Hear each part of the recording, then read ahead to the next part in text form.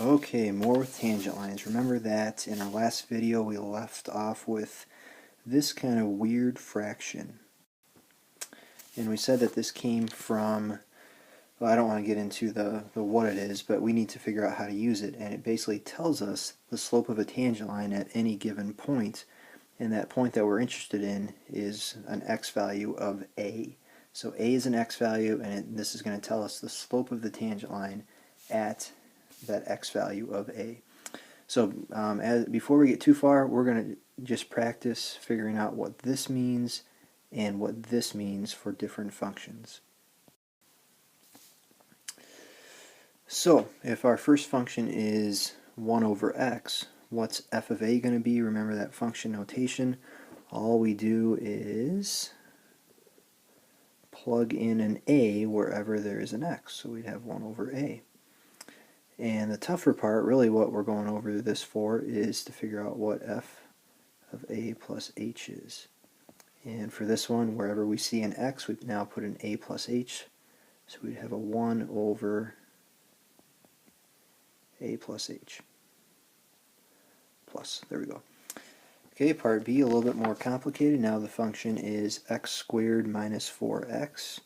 So f of a would be a squared minus 4a, and f of a plus h would be a plus h squared minus 4 times a plus h.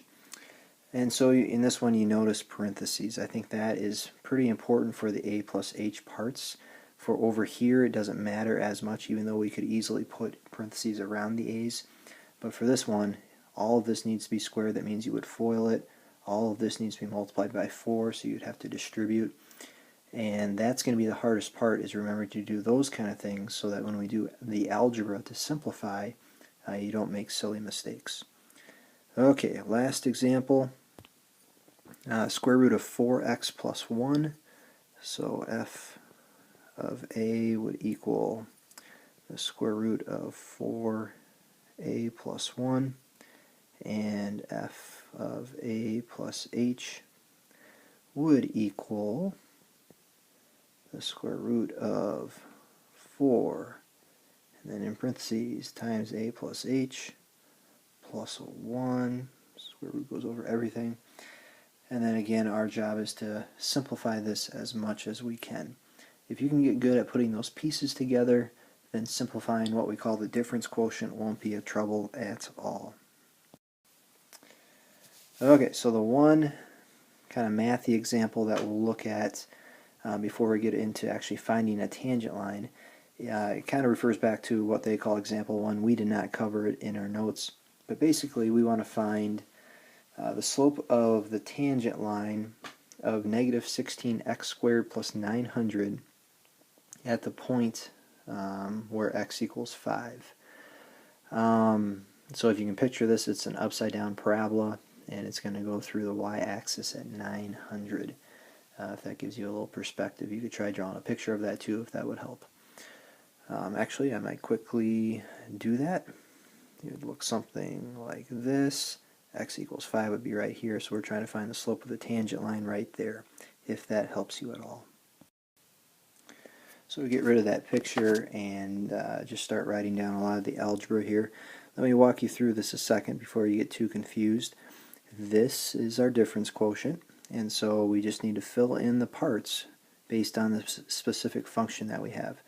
So if we're going to plug in an a plus h into this function, I would end up with negative 16, and then in place of the x I put an a plus h. I need to square it and then add 900.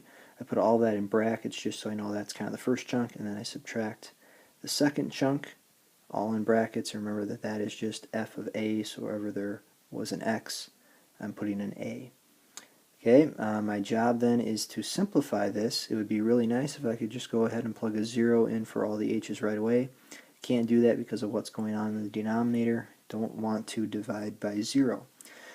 So I'm going to FOIL this together and multiply each piece by a negative 16. and then also distribute this negative symbol to both parts there as my next step. And so when I do that, here's what I get. I know it looks really complicated.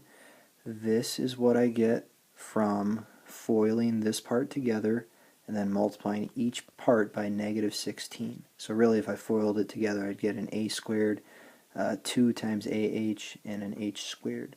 Okay, we still have plus 900, and then here we have 16a squared and negative 900 once the negative symbol has been distributed. Now, we've done all this work. I know it looks really complicated, but at this point, things really start to simplify quickly. I am able to cross a few things off. In the top, I have a negative 16a squared and a positive 1. I have a positive 900 and a negative 1. And so I'm really just left with 3 chunks now, and I could simply just start rewriting from here if I wanted to. I'm left with these kind of 3 parts right here, and just to kind of make sure the algebra makes sense for the first time, you might simplify this later on. My goal is to get rid of the h in the denominator, and so to do that, I'm going to kind of notice that the 2 parts up here have an h in common. So I factored an h out to the front.